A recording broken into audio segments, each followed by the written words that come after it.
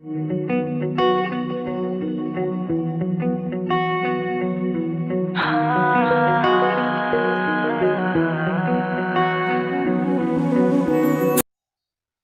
Chapter आहे आपला line and plain. या लाईन आणि प्लेन मध्ये आपल्याला व्हेक्टर बघायचं आहे. म्हणजे लाईनचं व्हेक्टर मधलं इक्वेशन किंवा प्लेनचं व्हेक्टर मधलं इक्वेशन, म्हणजे लाईन आणि प्लेनचा आपण व्हेक्टरच्या यातून अभ्यास करायचा. आतापर्यंत आपण स्ट्रेट लाईन बघितलं होतं, ते स्ट्रेट लाईन आपण प्लेन वरचं बघितलं होतं, म्हणजे एका प्रतलावरचं स्ट्रेट लाईन आपण बघितलं होतं, त्याचं इक्वेशन बघितलं होतं. आता आपल्याला व्हेक्टरच्या फॉर्मॅट मध्ये लाईन आणि प्लेन बघायचं. मग आता यात काय आहे, तर लाईन मध्ये दोन पार्ट आहेत. पहिल्या पार्ट मध्ये लाईनची इक्वेशन्स आहेत आणि दुसऱ्या पार्ट मध्ये पुन्हा दुसरा फॉर्मॅट आहे की एखाद्या पॉइंटचं लाईन पासूनचं अंतर किंवा दोन पॅरलल लाईन मधला डिस्टन्स या फॉर्मॅट मध्ये आहे. तर प्लेन मध्ये काय आहे, सेम तसंच आहे की प्लेनची इक्वेशन्स आहेत आणि दुसऱ्या पार्ट मध्ये एखाद्या प्लेनचं डिस्टन्स पॉइंट पासूनचं वगैरे असं फॉर्मॅट आहे. तर हा जो दुसरा फॉर्मॅट आहे, हा फॉर्मॅट आपला कट झालाय. फक्त प्लेनची इक्वेशन तुम्हाला सुद्धा या वर्षीच्या सिलेबसला आहे. म्हणजे आपल्याला या फक्त 3 पॉइंटचाच अभ्यास करायचा. मग आपण आता बघूया पहिल्यांदा लाईन. तर या लाईन मध्ये पहिल्यांदा आपल्याला काय बघायचंय, तर इक्वेशन्स ऑफ लाईन. या लाईनची दोन इक्वेशन्स आपल्याला बघायची. लाईनची दोन इक्वेशन्स आपल्याला बघायची. त्यातलं पहिलं इक्वेशन कुठलं आहे बघा. तर पहिलं इक्वेशन असं आहे, equation of line passing through one point. Equation of line passing through one point and parallel to given vector. एखाद्या लाईनचं हे इक्वेशन काढायचं तुम्हाला. ही लाईन कुठून जाते, तर एका दिलेल्या पॉइंट मधून जाते. So equation of line passing through given point and parallel to this given vector. आणि ही लाईन या दुसऱ्या वेक्टरला पॅरलल आहे. या संदर्भात आपल्याला लाईनचं इक्वेशन बघायचं. मग त्याच्यासाठी आपल्याला एक थेरम बघायचा. हा थेरम काय ते बघा. थेरम काय, हा आपला एक थेरम आहे. Vector equation of line passing through point ए आणि कंसामध्ये लिहिलंय ए बार. हा काय आहे, तर या पॉइंट ए चा position vector and parallel to vector B bar. एक अशी लाईन आहे, या लाईनचं इक्वेशन आपल्याला फाइंड करायचं आहे. या लाईन वरचा एक पॉइंट आहे ए की ज्याचा पोझिशन वेक्टर आहे A bar and parallel to vector B bar. मग या लाईनचं इक्वेशन काय येतं, तर R bar equal to A bar plus lambda B bar. हा आपला एक पहिला थेरम आहे. हे आपलं पहिल्या टाइपचं लाईनचं इक्वेशन आहे. तर यात दिलंय काय, तर दोन गोष्टी दिल्यात. एक दिलाय लाईन वरचा पॉइंट आणि त्याचा पोझिशन वेक्टर. पोझिशन वेक्टर म्हणजे काय असतं, तर तो पॉइंट आपण ओरिजिनला जोडला की त्या पॉइंटचा पोझिशन वेक्टर तयार होतो. And parallel to B bar. ही जी लाईन आहे ज्याचं आपल्याला इक्वेशन काढायचं आहे, ती लाईन या वेक्टर बी बारला कशी आहे, पॅरलल आहे. एवढ्या दोन गोष्टी आपल्याला दिलेल्या आहेत. आता आपल्याला प्रूफ लिहायचंय. प्रूफ मध्ये काय काय दिलं ते बघा आधी. तर आपल्याला थेरमचं स्टेटमेंटच सांगतो की vector equation of line passing through point A with position vector A bar and parallel to B bar. So this is one line. So line L is passing through point A with position vector A bar and parallel to B bar. हे आपलं पहिलं statement झालं. आता सगळा थेरमचं statement मी लिहित नाही, मी फक्त थोडंसं तोंडी बोलते आणि काही मॅथमॅटिकल स्टेप फक्त आपण लिहूया. सो पहिलं स्टेटमेंट झालं आपलं, line L passing through point A with position vector A bar and parallel to this vector B bar. हे आपलं पहिलं स्टेटमेंट झालं. आता या लाईनच्या बद्दल आपल्याला अजून ऍडिशनल काय माहिती मिळाली बघा. तर डायग्राम सांगते. लाईन ए वर पॉइंट ए हा या लाईन एल वर आहे. मग हा पॉइंट ए आपण ओरिजिनशी जोडला, त्यामुळे हा वेक्टर आपला काय तयार झाला, तर ए बार तयार झाला. आता जसं आपण स्ट्रेट लाईन मध्ये लोकस मध्ये कुठल्याही लोकसचं इक्वेशन फाइंड करायचं असेल तर आपण लोकस वरचा एक पॉइंट मानतो पी एक्स वाय. हा एक आपला जनरल पॉइंट असतो कुठल्याही लोकसचं इक्वेशन फाइंड करण्यासाठी. तसं आता वेक्टर मध्ये आपण काय करणार आहे, तर लाईनचं प्लेनचं वेक्टर इक्वेशन जर काढायचं असेल तर त्या लाईन वरचा एक जनरल पॉइंट मानला पी की ज्याचा पोझिशन वेक्टर आपण म्हणणार आहे आर बार. आता आपल्याला पॉइंट कन्सिडर करायचा, पण कोऑर्डिनेट नाही करायची, त्याचा पोझिशन वेक्टर करायचा. मग जसे हे जनरल कोऑर्डिनेट आपण XY म्हणत होतो तसं आता पोझिशन वेक्टर म्हणायचा R बार. मग याच लाईन वरचा एक पॉइंट घेतला P की त्याचा पोझिशन वेक्टर आहे R बार. तो पॉइंट P आपण ओरिजिनशी जोडला म्हणजे आपला R बार तयार झाला. म्हणजे आपलं पुढचं स्टेटमेंट तयार झालं. Point P lies on L आणि त्याचा position vector and it's position vector is R बार. बरोबर. म्हणजे पुढचं स्टेटमेंट आलं late P with position vector R bar be any point on this line L. Hello. मग आता झालं काय बघा बरं. तर हा AP बार आहे. हा AP बार मला कन्सिडर करायचा आहे. या लाईन वरचाच हा AP बार वेक्टर आहे. ही लाईन या B बारला कशी आहे पॅरलल आहे ना. ही लाईन या B बारला पॅरलल आहे. मग हा AP बार सुद्धा B बारला पॅरलल असेल. म्हणजे झालं काय बघा. तर AP बार आणि हा B बार ते कसे झाले तर पॅरलल वेक्टर झाले. AP बार आणि B बार हे पॅरलल वेक्टर झाले. म्हणजेच ते कसे झाले तर कोलिनियर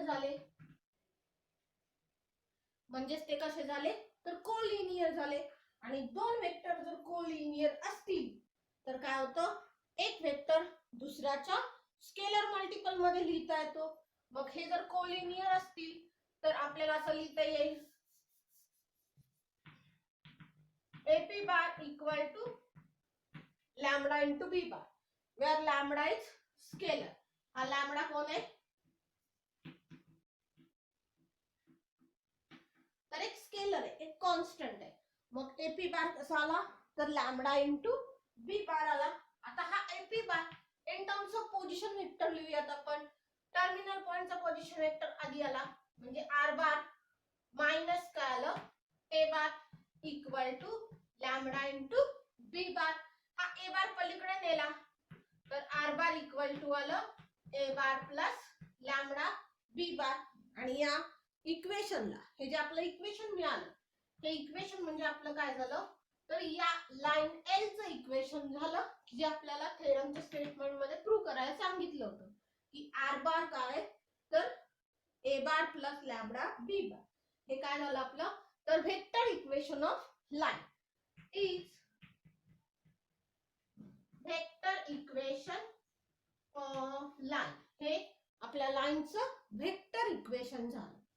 हे आपलं एवढाच थेरम आपल्याला लिहायचा आहे. इथं वरती फक्त आपल्या दोन स्टेटमेंट आहेत. दोन स्टेटमेंट कुठली आहेत let line L consider line L. पुन्हा this line L passes through point A with position vector A bar and B bar is parallel to L. Then consider any point P with position vector R bar lies on line L. एवढी दोन वाक्य आणि खाली हे चार ओळीचं proof. एवढंच आपलं याचं थेरमचं प्रूफ आहे. आता तुमच्या या लाईनचं इक्वेशन काय आलं R bar equal to A bar plus lambda B bar. आता हा R बार कोण आहे हे समजून घ्या. तर या पॉइंट P चा पोझिशन वेक्टर आहे ना.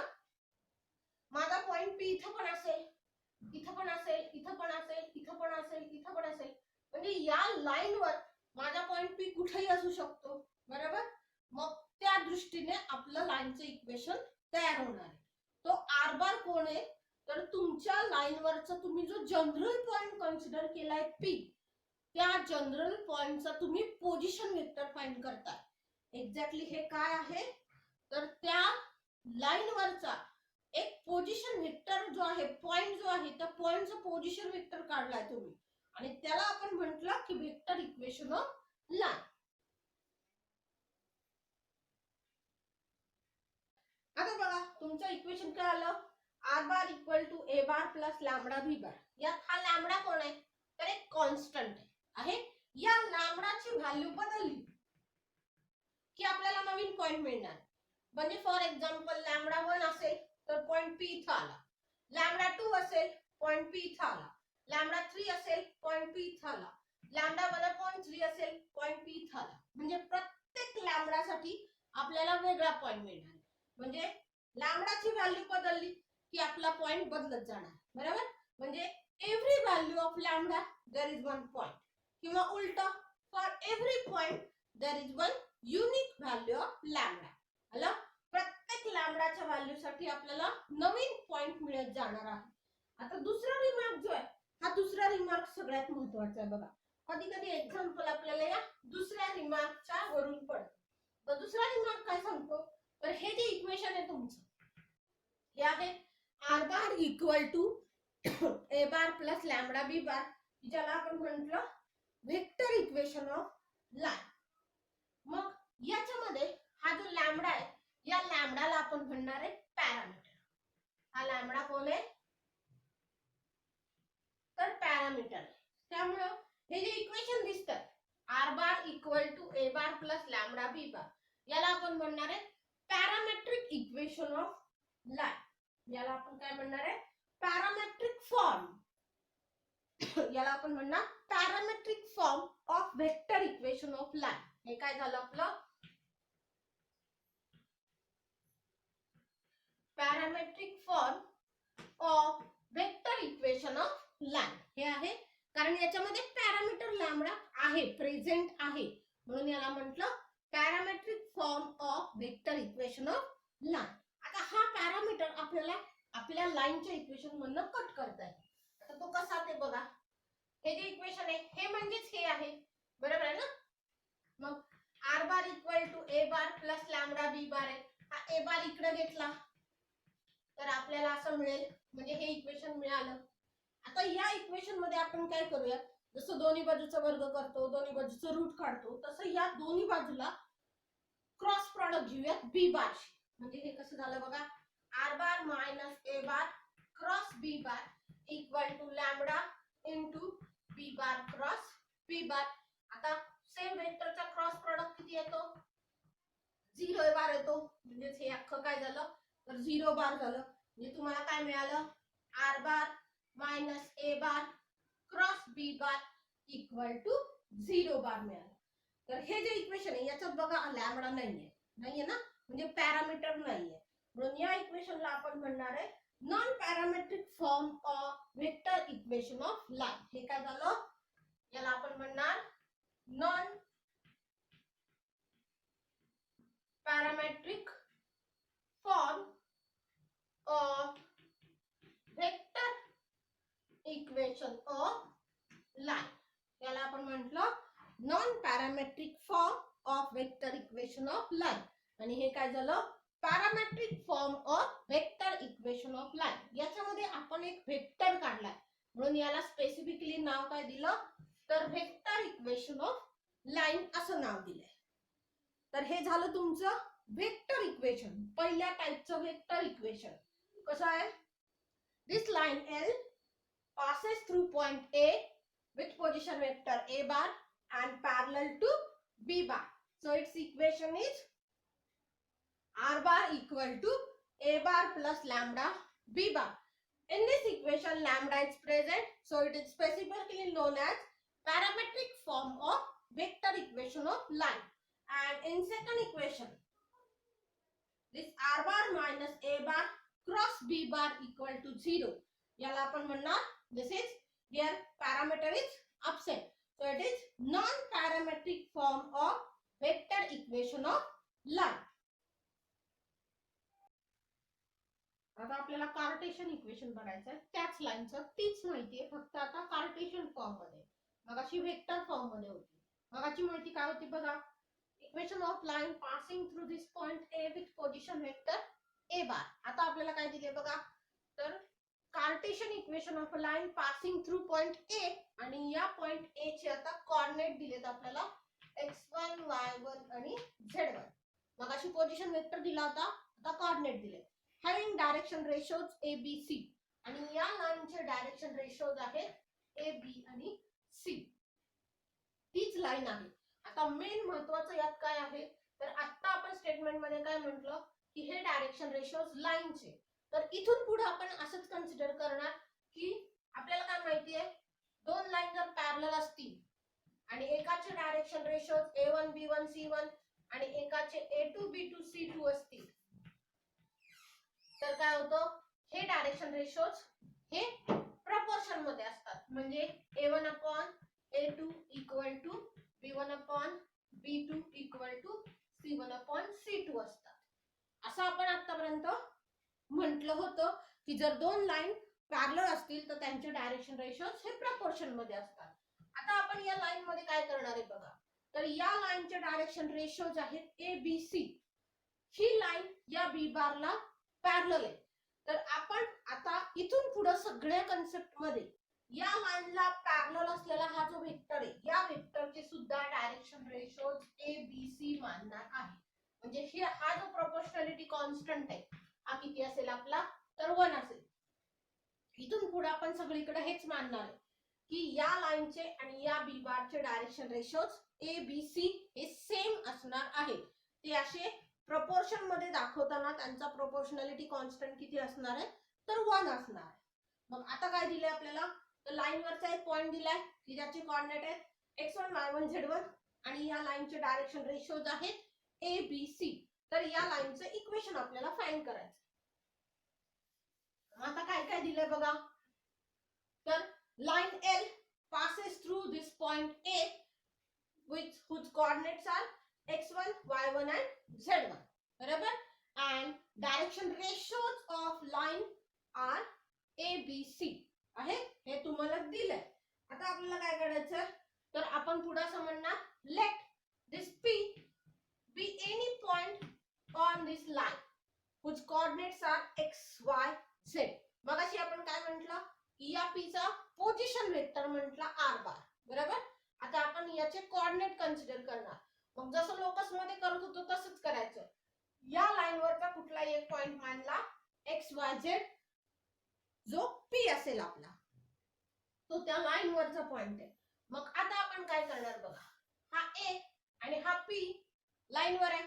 म्हणजे या लाईनचे, लाईन एल चे म्हणजेच कोणाचे, तर या एपी बारचे डायरेक्शन रेशो किंवा लाईन एपी चे, लाईन सेगमेंट एपी चे काही म्हणा तुम्ही, लाईन एल म्हणा, एपी बार म्हणा किंवा सेगमेंट एपी म्हणा, काही म्हणा. या लाईन एल चे हे डायरेक्शन रेशोज काय असतील बघा.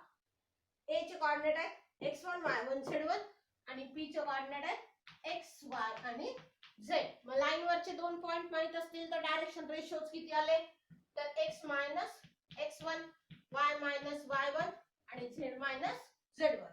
एक आहे xyz, दुसरा आहे x1 y1 z1. मग ए लाईन एल चे डायरेक्शन रेशोज आले x minus x1 y minus y1 आणि z मायनस z1. आता याच लाईन एल चे डायरेक्शन रेशोज किती दिले तुम्हाला, तर ए बी आणि सी दिलेत. बरोबर ना. हे डायरेक्शन रेशोज तुम्हाला दिलेले. मग लाईन तर एकच आहे. मग लाईन एकच असेल तर आपल्या पॅरलल किंवा कोइन्सिडेंट लाईनच्या कन्सेप्ट नुसार हे कसे असणार, तर प्रपोर्शन मध्ये असणार आहे.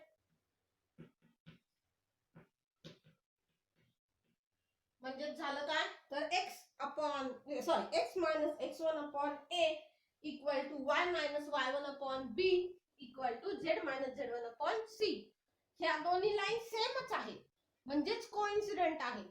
आणि जर लाईन कोइन्सिडेंट असतील तर त्यांचे डायरेक्शन रेशोज हे कसे असतात, तर प्रपोर्शन मध्ये असतात.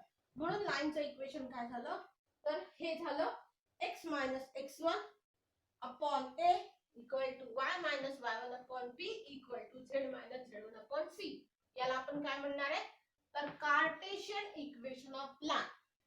याला आपण म्हटलं Cartesian equation of line passing through point a x1 y1 z1 and having direction ratios a b and c.